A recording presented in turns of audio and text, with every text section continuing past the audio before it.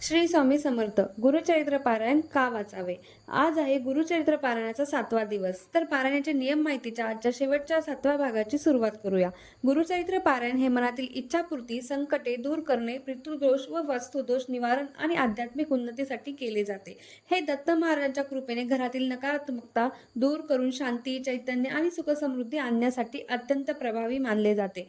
विशेषतः 7 दिवसांचा साप्ताहिक पद्धतीने मनातील संकल्पाची पूर्ती करण्यासाठी आत्मिक शांती आणि दत्तप्रभूंचा आशीर्वाद मिळवण्यासाठी पारायण करावे. तसेच श्री गुरुचरित्र पारायणाचे नियम मागील 6 भागात सांगितले गेले. तर आजच्या शेवटच्या भागात गुरुचरित्र ग्रंथाची माहिती घेऊया. श्री गुरुचरित्र या ग्रंथाचे 52 अध्याय असून काही ग्रंथात 53 अध्याय आहेत. त्याची विभागणी ज्ञानकांड, कर्मकांड, भक्तिकांड यांचा समन्वय यात साधला असून या तिन्ही उपासनांसाठी गुरुचे मार्गदर्शन कसे आवश्यक आहे याची अतिशय सुंदर आणि ममग्राही विवेचन ओघवत्या भाषेत केले आहे. या ग्रंथात श्रीपाद श्रीवल्लभ व नरसिंह सरस्वती यांच्या लीलांचे वर्णन रसाळपणे केले आहे. इतकेच नव्हे तर श्री गुरूंच्या चारित्र्याचे निमित्ताने त्यांच्या असंख्य लीलांचे कथात्मक निरूपण अतिशय सुबद व प्रसादिक भाषेत केले आहे.